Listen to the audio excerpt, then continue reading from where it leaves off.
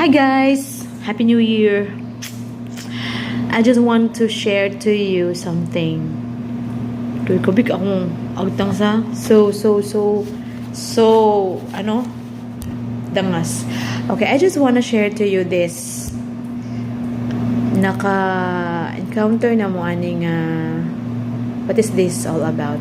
This is the lip tint. Kanan lang ko i-share na ko ninyo because I love this. This is from Into It.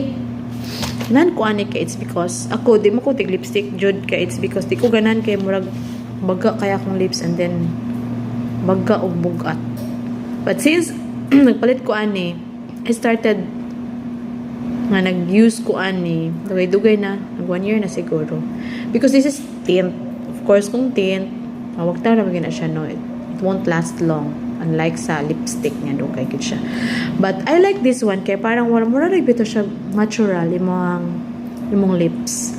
Natural. And I have two shades here. Melon and peach. Melon and peach. Nagsataka jud lang for this. Okay. Kung nako sa balay di ba kay ko manghitsura. Dili ra ko makahitsura hindi ka nang mag-duty ko. So, vlog sa takajot, okay. I love to use the melon nga shade. Marag siya ganang natural bitaw. Yeah. Marag, lang.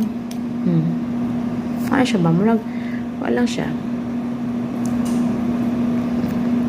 Yeah. Diba, marag natural lang kayo siyang lips ni mo. Koy closer. Kung saan akong tukway, ano siya.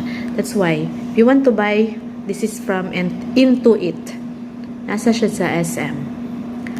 200 kapin, something. And then, the other one is, melon man to, no?